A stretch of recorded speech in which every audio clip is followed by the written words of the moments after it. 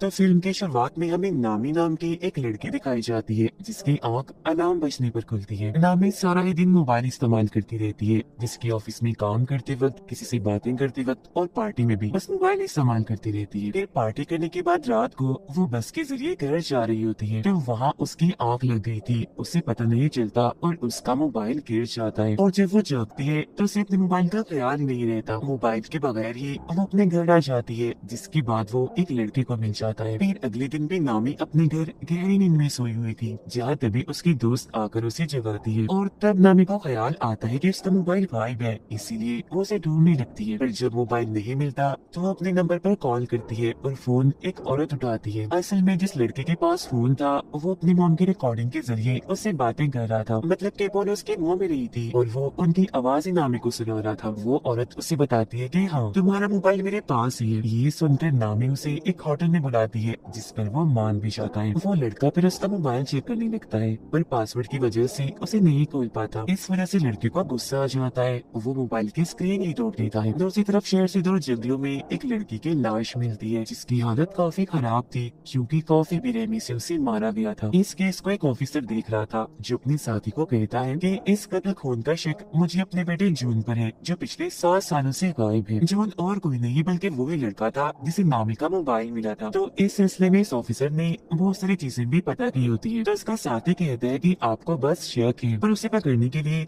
हमें सबूत इकट्ठा करने होंगे। उधर नामी अपने डैड के होटल में आकर उनसे मिलती है। उसे पता चलता है कि मेरे डैड का इंस्टाग्राम अकाउंट भी है, तो ये जानकर उसे काफी खुशी होती है। अब तभी नामी के पास उस औरत की कॉल आती है जिसके पास उसका मोबाइल था। वो कहती है कि गलती से तुम्हारे मोबाइल की स्क्रीन टूट गई है, मैंने उसे ठीक करने के लिए मोबाइल की एक दुकान पर भेज दिया है, पैसे भी दे दिए, तो तुम उस दुकान पर जाकर अपना मोबाइल ले सकती हो। फिर थोड़ी ही देर बाद नामी अपना मोबाइल लेने के लिए उस दुकान पर पहुंच जाती है, जहां उसे जून भी दिखता है जिसने मास्क लगाया हुआ था। वो नामी के मोबाइल की डिटेल्स में उसका पासवर्ड भी पता लगवा देता है और फिर उसका मोबाइल ठीक करने के दौरान वो उसमें एक हैक करने वाला सॉफ्टवेयर भी डाल देता है और उसके मोबाइल का एक डुप्लीकेट फोन बनाकर नामी को दे देता है। वो फिर वहाँ से चली जाती है। अब जो जो नामी अपने मोबाइल पर कह रही थी वो सब जून भी देख रहा था, क्योंकि उसने नामी के मोबाइल को अपने कंट्रोल में कर लिया था और ये भी उसे चला सकता था। वो उसके चैट्स, इन्हीं मैसेजेस पर वो किससे बात करती है, कॉल्स, यहाँ तक कि खुद नामी पर भी कैमरा के जरिए नजर रख रहा था। फिर रात में जब नामी अपने डैड के होटल में काम करवा रही थी तो तब जून भी वहाँ आता है और उसे बताता है कि मैं यहाँ आता रहता हूँ। वो उसे इसलिए नहीं पहचान पाती क्योंकि दुकान में उसने मास्क लगाया हुआ था। वो नामी से यहाँ की सबसे खास शराब मांगता है। अब क्योंकि वो उसके मोबाइल पर नजर रख रहा था तो उसे सब पता चल जाता है कि नामी को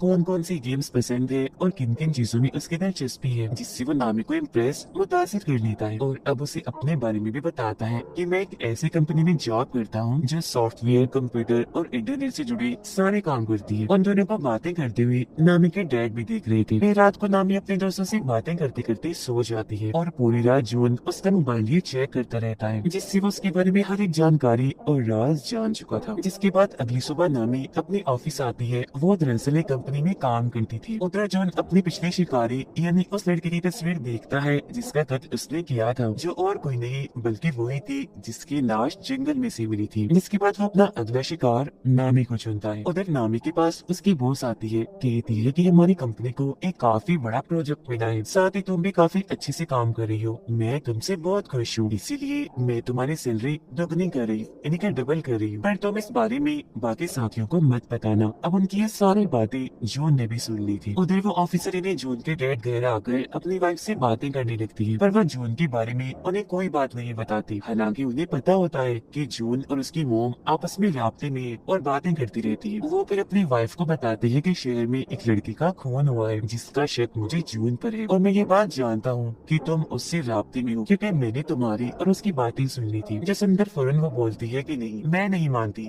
मेरा बेटा ऐसे नहीं कर सकता, वो किसी का खून गलत क्यों करेगा। ठीक इसी वक्त ऑफिसर के पास उनके दोस्त का मैसेज आता है, जो कहते हैं कि मुझे जॉन की लोकेशन का पता चल गया है, यानी वो जहाँ रहता है उस जगह का पता। उधर नामी अपने प्रोजेक्ट पर काम कर रही थी, काफी खुश थी वो, जबकि जॉन उसके घर जाता है और उसके सारी चीजों को चेक करने लगता है, जिनमें उसे नामी का दूसरा मोबाइल भी मिल जाता है, यानी वो एक नहीं 2 मोबाइल इस्तेमाल करती है। उधर ऑफिसर की साथियों ने बताती है कि जिस जगह के बारे में मैंने आपको बताया है, इन्हें जॉन की लोकेशन पता चला है कि वो वहाँ सबसे चोरी रह रहा है। तो वो ऑफिसर इन्हें कि जून की डेट उस जगह पर जाने के लिए अकेले ही निकल पड़ती है। वो जब वहाँ पहुँचते हैं तो घर के अंदर भी चली जाती है और हर जगह की तलाशी लेने लगती है। साथ ही उन्होंने यहाँ की तस्वीरें भी बना ली थी। मरने वाले लड़के की मोम के बारे में भी इन्हें पता चल जाता है। इतनी ही देर में जून भी बाहर आ गया था। वो ये बात जान चुका था कि घर के अंदर कोई घुस आया है, इसीलिए चुपके से जब वो अंदर झांकता है तो अपने डैड को वहाँ देख लेता है। अंदर उसके डैड को लाश के नाखूनों पर लगी नेल पॉलिश भी मिल जाती है, जिससे उन्हें पता चल चुका था कि ये खून मेरे बेटे जून ने ही किया है। अब चालाकी से जून अपने डैड को उस कमरे से बाहर बुलाता है और जब वो वापस दोबारा अंदर जाते हैं तो जून वहाँ की हर एक चीज, सबूत, सारे कागजात को बर्बाद कर चुका था। जून अब दोबारा से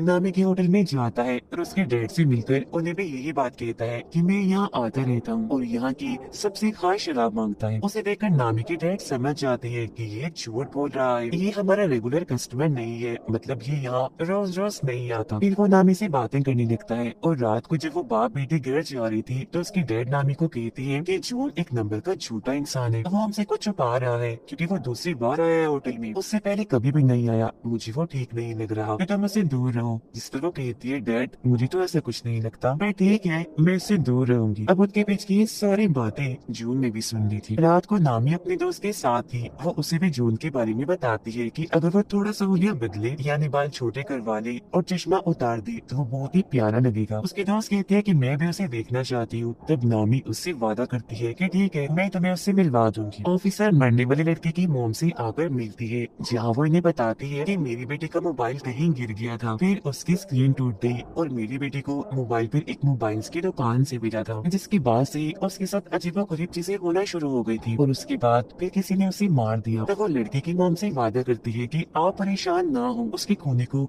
हम ढूंढ कर ही रहेंगे। नामी के डैड पर जब किसी काम से बाहर आती है तो जून उन पर हमला करके उन्हें पकड़ लेता है। इसी रात पुलिस को जंगल में से एक साथ 8 लाशें मिलती है, जिस वजह से ऑफिसर को काफी दुख होता है। फिर सुबह जब नामी की आँख खुलती है तो वो देखती है कि उसकी बॉस की तकरीबन 8 कॉल्स आई हुई है। साथ ही उसे अपने मोबाइल पर बहुत सारे मैसेजेस भी मिलते हैं, जिनमें उसने अपने दोस्तों को काफी बुरा भला कहा होता है। इसके अलावा अपने बॉस के बारे में भी काफी उल्टी सीधी बातें की हुई थी। एक पोस्ट भी डाली थी जिसमें उसने बता दिया था कि बॉस ने मेरी सैलरी दुगनी कर दी है। फिर वो अपने ऑफिस जाती है जहाँ उसकी टीम उससे काफी नाराज थी। वो सबको बताती है कि मैं नहीं जानती वो सब किसने किया, क्योंकि मैंने तो एक भी मैसेज, एक भी पोस्ट नहीं की, पर कोई भी उसकी बात का यकीन नहीं करता और उसे वहाँ से निकलने का कहती है। वो अपने बॉस से भी बात करती है पर उसके बॉस ने भी जॉब से उसे निकाल दिया होता है। वो उन्हें भी काफी समझाने की कोशिश करती है कि देखिए मेरी बात का यकीन करें, कोई भी पोस्ट, कोई भी मैसेज मैंने खुद से नहीं किया, मुझे लगता है किसी ने मेरा मोबाइल हैक कर लिया है, कोई मुझे फंसा रहा है, मतलब मेरे मोबाइल को कोई अपने कंट्रोल में लेकर चला रहा है, तो जरूर उसी ने किया होगा। इस पर उसके बॉस उसे ये साबित करने का कहती है और धक्के मारकर उसे वहाँ से निकाल देती है। इस चीज से उसे काफी दुख होता है। वो सीधा अपने दोस्त के पास जाती है और उसे सबके बारे में बताकर काफी रोने लगती है।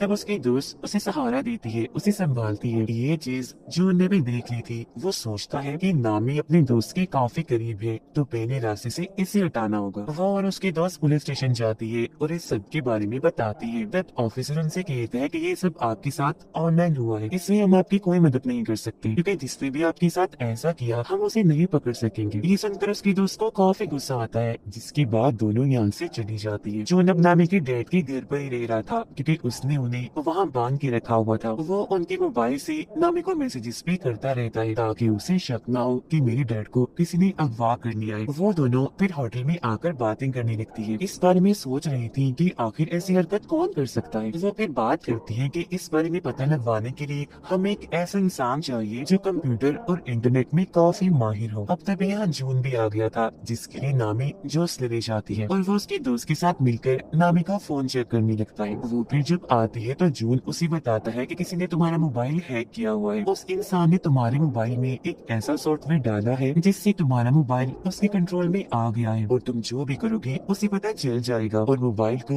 वो अपने तरीके से भी चला सकता है। वो अपने नामे को बाहर आता है और बताता है कि ये काम किसी करीबी का है। वो करीबी जिसे तुम्हारे मोबाइल का पासवर्ड भी पता है, क्योंकि पासवर्ड खोलने के बाद ही उसने सब किया होगा ना। अब तभी उन दोनों की तस्वीर चुपके से नामी की दोस्त बना रही थी, जिससे उसे काफी अजीब लगता है। वो फिर होटल में जब आती है तो उसके दोस्त उसे एक खबर दिखाती है जिसमें पुलिस को एक साथ 8 लाशें मिली थी। अब उसकी दोस्त नोट कर लेती है कि नामी मुझसे बात नहीं कर रही। वो उससे इसकी वजह पूछती है कि तुम मेरी बात क्यों नहीं सुन रही, तुम्हारा मूड भी खराब है, क्या हुआ, नाराज हो? जो सुनकर नामी भड़क जाती है, कहती है कि मुझे तुम पर शक है, ऐसा मेरे साथ तुमने किया होगा क्योंकि मेरी पासवर्ड तो सिर्फ तुम ही जानती हो। जो सुनकर उसके दोस्त को काफी बुरा लगता है। वो कहती है कि तुम कल के आए उस लड़के जून की वजह से मुझ पर शक कर रही हो। ठीक है, अगर तुम्हें ऐसा ही लगता है तो मैं तुमसे दूर चली जाती हूँ। इतना कहने के बाद वो नामी से अपनी दोस्ती तोड़कर चली जाती है। वो काफी दुखी थी, रो रही थी और ये चीज जून भी देख लेता है। उधर पुलिस मरने वाले लोगों की लाशें जब उठा रही थी तब उनका सामान भी देखा जाता है, जो देखकर ऑफिसर काफी परेशान हो गई थी। तब उनका साथी कहते हैं कि ये काम आपका बेटा ही कर रहा है, हम जानते हैं, तो हमें उसे पकड़कर रोकना होगा जल्द से जल्द क्योंकि चीजें काफी आगे तक निकल रही है। तब ऑफिसर कहते हैं तो सबसे पहले तुम उस मोबाइल की दुकान को ढूंढो जहाँ जून काम करता है, जिस पर उसका साथी हाँ बोलता है और ये दोनों वहाँ से निकल जाते हैं। नामी होटल में बैठी अपनी और अपने दोस्त की वीडियो देख रही थी। वो काफी दुखी थी और अपना मोबाइल गिरा देती है जिससे स्क्रीन फिर से टूट जाती है। उधर ऑफिसर और उनके साथी को जो उनकी मोबाइल्स की दुकान मिल जाती है, पर उसने यहाँ की हर चीज को तबाह पर बात कर दिया था। लेकिन कुछ पेपर्स के जरिए उन्हें 8 कस्टमर्स के बारे में पता चलता है जो और कोई नहीं बल्कि वही लोग थे जिनकी लाशें इन्हें मिली थी। ऑफिसर बताते हैं कि मुझे 9वीं लड़की की डिटेल्स भी पता है जो मरने वाली है और वो डिटेल्स मुझे जून के घर से ही मिली थी, तो अब हमें उसको बचा लेना चाहिए। जब सुनकर उनका साथी कहते हैं कि हमें इस सब के बारे में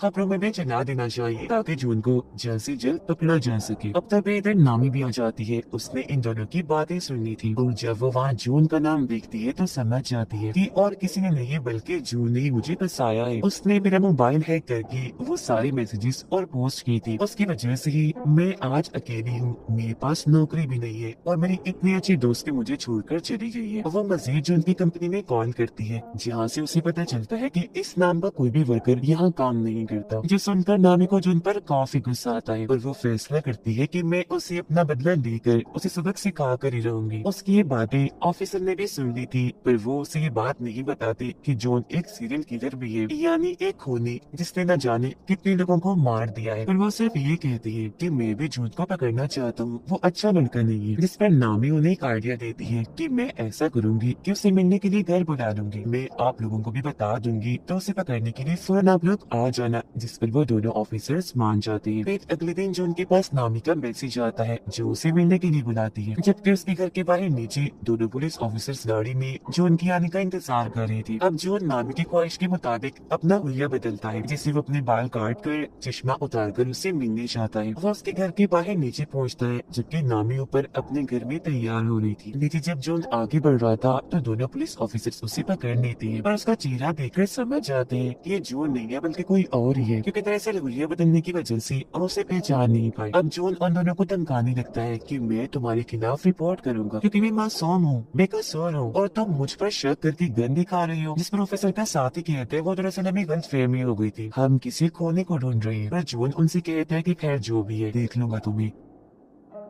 इतना कहने के बाद वो वहाँ से चला जाता है। जबकि दोनों ऑफिसर्स ऊपर आकर नामी से मिलती है। वो उन्हें बताती है कि जो उनका मैसेज आया है उसका कहना है मैं मसरूफ हूँ, आज बाद में मिलूंगा। वो फिर कहते हैं कि मैं अपना मोबाइल पे करने के लिए दे रही हूँ, तब तक दूसरा मोबाइल इस्तेमाल करूंगी और जब मेरा पहला मोबाइल मुझे मिल जाएगा हम उसे पकड़ देंगे, जिसके लिए ऑफिसर्स भी मान जाती है। अब ऑफिसर के पास पुलिस स्टेशन से कॉल आती है। एक ऑफिसर उन्हें बताता है कि ये बात अब सबको पता चल गई है कि ये सारे खून और किसी ने नहीं बल्कि आपकी बेटी जून ने की है, तो अब से आपको इस केस से दूर रहना होगा ताकि आपको कोई खतरा ना हो। जिस सुनकर वो काफी परेशान हो जाती है। अब नामी अपने दूसरे मोबाइल को निकाल कर उसमें अपनी सिम डालती है और ऑन करके उसे चलाकर बाहर आती है। ऑफिसरों से कहते हैं कि तुम्हारी जान को भी खतरा है तो तुम भी किसी ऐसी जगह पर चली जाओ जहाँ तुम महफूज रह सकती हो। तो वो कहती है कि मैं अपने डैड के घर चली जाती हूँ, वो भी मेरे लिए ठीक जगह होगी। जिसके बाद वो ऑफिसर्स के साथ वहाँ जाने के लिए निकल जाती है। वो जब वहाँ पहुँचती है तो ऑफिसर उसे अपना कार्ड देता है, जिस पर वो कहती है कि ठीक है कुछ भी हुआ मैं आपसे राब्ता करके बता दूंगी, और घर के अंदर चली जाती है। अंदर आने के बाद वो अपने डैड को आवाज लगाने लगती है कि मैं आ गई हूँ। फिर अपने कमरे में जाकर जब वो मोबाइल इस्तेमाल कर रही थी तो उसे जॉन के नए नंबर से मैसेज आता है। वो जब उसे कॉल करती है तो फोन बजने की आवाज उसे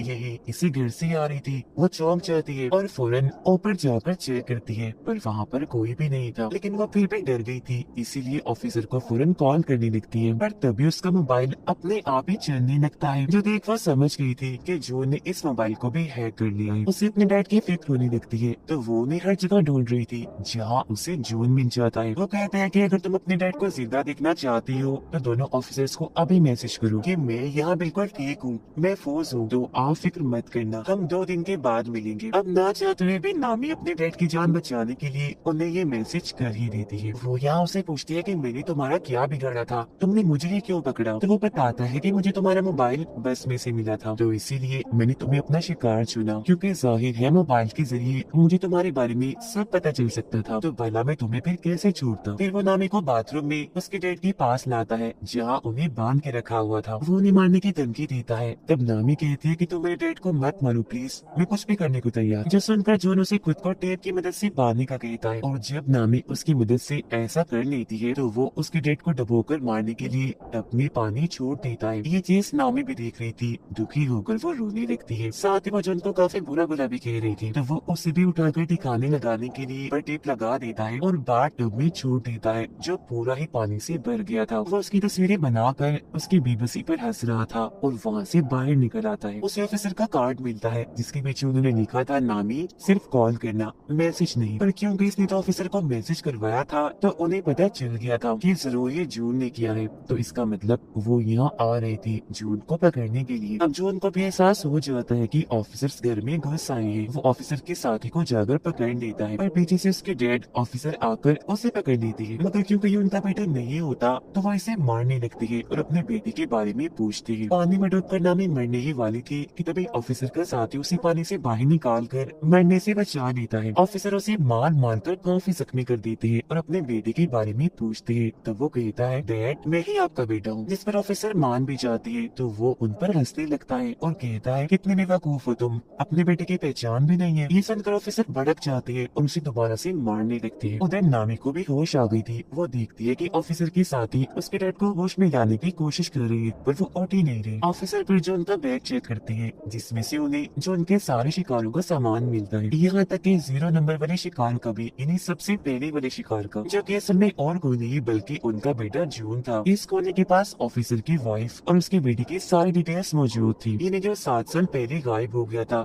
असल में वो गायब नहीं हुआ था, 7 साल पहले ही इस कोने ने उसे मार डाला और तभी से जून की पहचान लेकर इन्हें जून बनकर लोगों को मार रहा है। ये जानकर ऑफिसर को काफी दुख होता है, इसीलिए वो गन लेकर कोने को मारने के लिए जाती है। कोने उन्हें बताता है कि मैं आज भी जून बनकर तुम्हारी वाइफ से बात करता हूँ। कितने भोले हो आप लोग, पता लगवा ही नहीं पाए कि जिसे तुम बात कर रही हो अपना बेटा समझकर, वो तो तुम्हारे बेटे का असली कातिल है। उसकी ये सारी बातें नामी भी सुन लेती है। वह गुस्से से भरी बाहर आती है, ऑफिसर से गन छीन कर उस खूनी को मार देती है। वो फिर देखती है कि मेरे डैड को होश आ गई है, मतलब कि वो जिंदा है। इस बात से जज्बाती होकर वो अपने डैड के गले से लगकर काफी रोती है। फिर उसका इलाज करने के लिए उसे एम्बुलेंस के जरिए हॉस्पिटल भेज दिया जाता है जहाँ से पुलिस भी सभी मरने वालों की चीजें इकट्ठा कर रही थी। कुछ दिन के बाद सभी को खूनी के बारे में पता चल जाता है, यानी कि वो ऑनलाइन ही इंटरनेट के जरिए ही लोगों को पकड़कर उन्हें मारता है और अब वो मारा जा चुका है। बस इससे ज्यादा और कोई जानकारी नहीं मिल पाती। फिर नामी जब अपने डैड और दोस्त के साथ होटल में थी तो कोई चुपके से उस पर नजर रख रहा था जिसे वो खुद भी देख लेती है, पर समझ नहीं पाती कि ये कौन है। तो या तो ये खूनी ही हो सकता है जो शायद मरा नहीं होगा, या फिर ऑफिसर का बेटा भी हो सकता है, या कोई तीसरा इंसान भी हो सकता है जो अब खूनी की तरह ही ऑनलाइन पकड़ पकड़ कर लोगों को मारेगा सिर्फ अपने इंजॉयमेंट के लिए। और इसी सस्पेंस भरे सीन के साथ ही ये कहानी इधर ही खत्म हो जाती है।